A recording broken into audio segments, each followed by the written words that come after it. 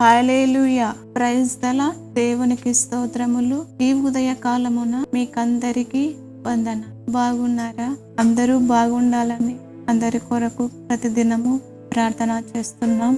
ఈ రోజు ఇచ్చిన దేవుని వాగ్దానం యెషయా గ్రంథం 30వ అధ్యాయం 19వ వచనములో, జనమా నీవిక ఏమాత్రము కన్నీళ్లు విడవవు, ఆయన నీ మొర్ర విని నిశ్చయముగా నిన్ను కరుణించును, ఆయన నీ మాట వినగానే నీకు ఉత్తరం ఇచ్చును. జనమా అంటే ప్రతి జాతికి, ప్రతి కులానికి, ప్రతి ఒక్కరి కొరకు దేవుడు మాట్లాడు. ఇంతవరకు వేదన, శ్రమ నేను చూశాను.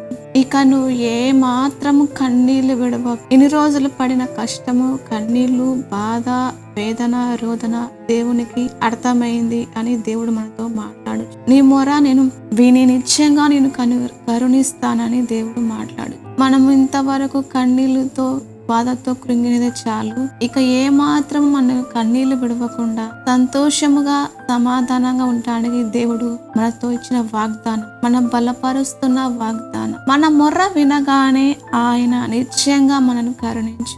మనము ఆయన సన్నిధికి రావాలని, ఆయన దగ్గర మనం వేడుకోవాలని, దేవుడి మాటకు లోపడాలని ఆయన ఆశపడుతున్నాడు. అప్పుడు దేవుడు కరుణించాలని, సహాయము చేయాలని దేవుడు ఆశపడుతుంది. మనం ఎన్ని ప్రయత్నాలు చేసినా వ్యర్థము. కానీ మొరపెట్టి మనము ప్రార్థన చేస్తాము, అప్పుడు మనల్ని కరుణించి మనకు సహాయం చేస్తాడు. మనం అనుకుంటాము మన బాధ, మన కష్టము దేవునికి తెలుసు కదా, మరి ఎందుకు అడగాలి అంటే, మనము ఆయన దగ్గరకు వస్తే, ఆయనను అడిగితే, ఆయన మీద ఆధారపడితే దేవుడు సంతోషపడతాడు. బిడ్డలు తల్లిదండ్రులు వచ్చి మాట్లాడి అడిగితే బాగుంటుంది. కానీ మనమే తెచ్చి పెడితే వాళ్ళకు సంతోషము ఉండదు, మనకు సంతోషం ఉండదు. అందుకని దేవాది దేవుడు ప్రభు బిడ్డలమైన మనలను ఆయన దగ్గరికి వచ్చి ఆయన సన్నిధిలో ఉండాలని ఆశపడుతున్నాడు.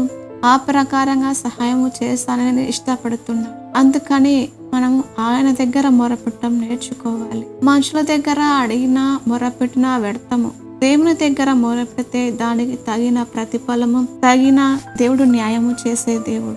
ఆయన నీ మాట వినగానే నీకు ఉత్తరం ఇచ్చను. మనం మాట్లాడాలని దేవుడు మన కొరకు ఎదురు చూస్తున్నాడు. ఆయన దగ్గరికి రావాలని దేవుడు ఎదురు చూస్తున్నాడు. మనం ఏమి చెబుతామా అని దేవుడు చెవులు పెట్టి మన దగ్గర వింటూ ఉన్నాడు.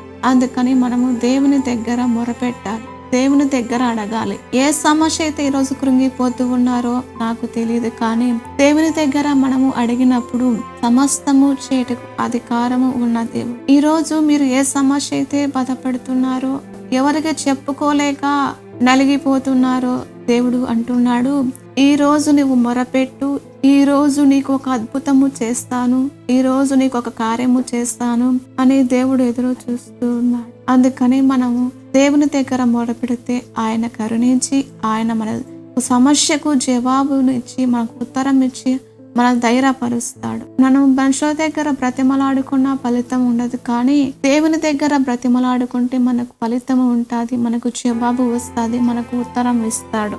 ఆయన వాగ్దానం మన పట్ల నెరవేర్చబడను గాక. ఆమేన్. ప్రార్థన చేసుకుందాం.